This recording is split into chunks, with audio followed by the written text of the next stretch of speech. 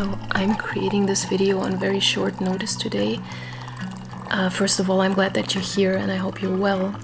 But I'm creating it on very short notice because I've been really stuck in my head the last week, kind of paralyzed emotionally, creatively. I don't know if you know that feeling, but maybe you do because you clicked on this video. And for me personally, when I'm in a state like that, I just allow myself to be in that state for a while because, I think it's important too, not to force movement, but, also not to pretend, but to feel what's there. I think that's very important to get out of a vicious cycle. And especially if we're processing emotions that are stuck in our nervous system that haven't been metabolized yet. But now, I don't feel at peace anymore. So that's why I'm making this video, because I don't feel grounded. And this video right now, it just helps me to get this energy going and flowing again. And hopefully it can inspire you to, get into the same mode and maybe to create something, whatever it is.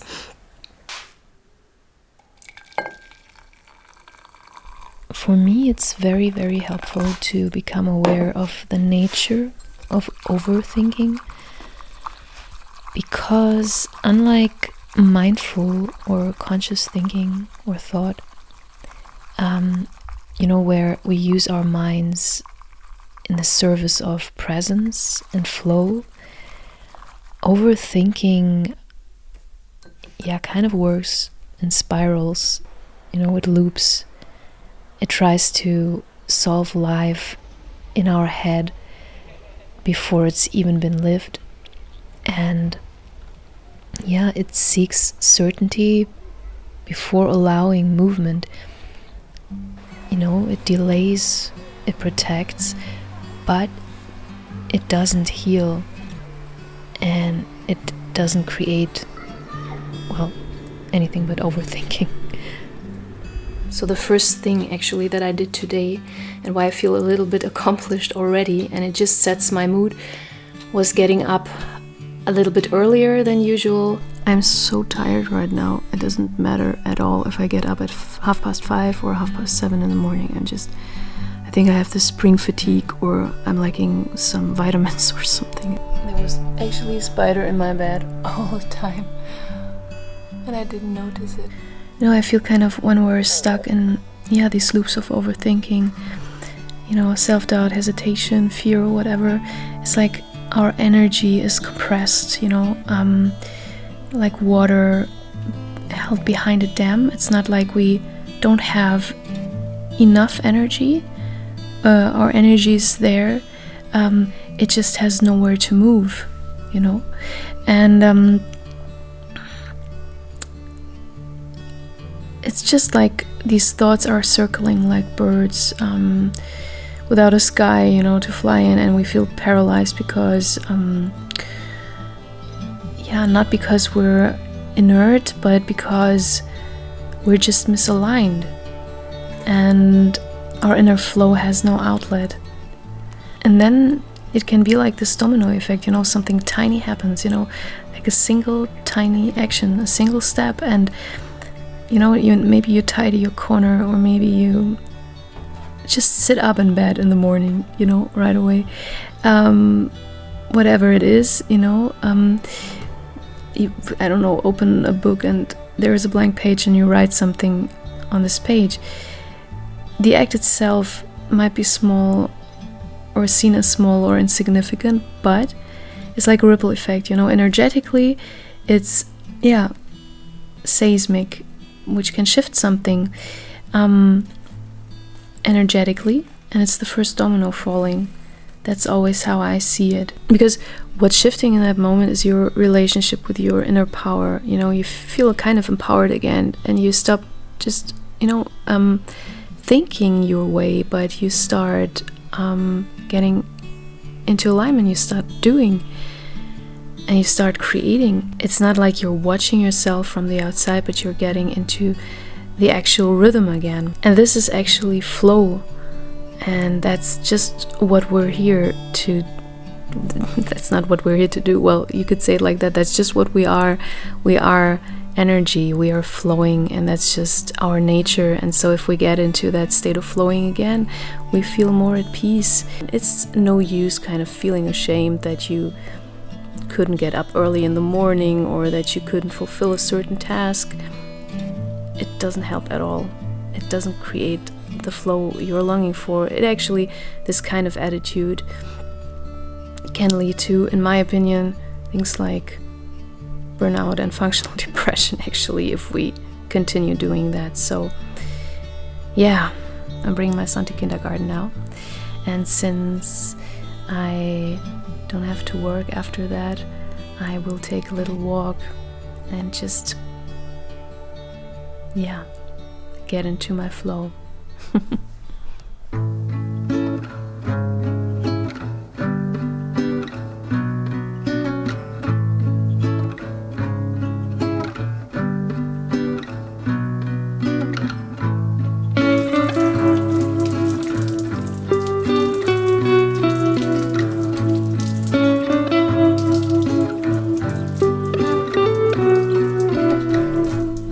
Overthinking is often a response to fear, whether it's fear of failure, fear of judgment, of not being enough. And it gives you the illusion of control while it's actually quietly draining your energy and confidence. And you stay kind of in the waiting room of your own life, so to speak. Doing, however, mindful doing, moves. Doing risks, doing touches the world, and it lets the world touch back. You know, it transforms emotion into motion, and it gives shape to the unspeakable, and it builds momentum, which also builds clarity, and that builds trust in yourself. So you actually don't need to feel ready to begin. You become ready by beginning. And emotion needs motion. That's why I just love to go for a walk to gain clarity in my head. Feelings are stored in the body and they can't be reasoned away. They need an outlet. You know, whether it's writing, dancing, cooking, speaking, whatever it is. Singing, building, especially trying. Doing allows your system to metabolize what's stuck. And it turns inner weight into an outward form. It's where healing and art begins, conscious creation.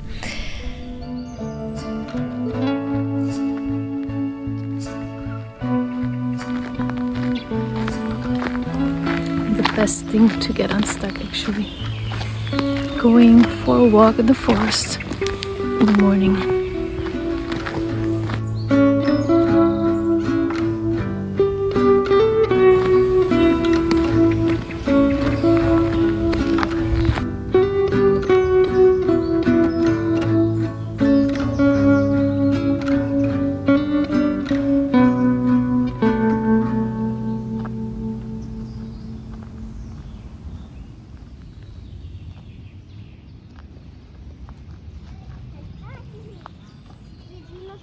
Heute noch leben, Mama. Ja, das schon gelernt, ne? Aber das ist ein Pipi, oder? Das ist ja ein Pipi, Ist genau. natürlich noch ein Baby. Ja, so, jetzt fertig. Der ist klein,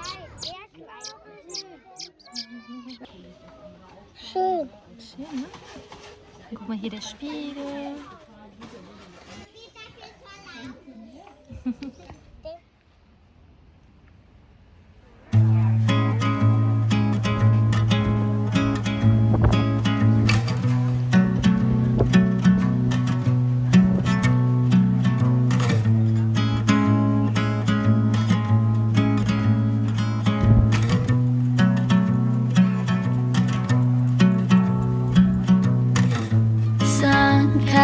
Through the corner of my window, playing catch. I wonder, do they get tired company purring on my lap. Not a single worry to be had. Sunny side up, the only thing that's filling my brain. For now it's sunny side up. The reason that I get out of bed is to lay down again. Oh,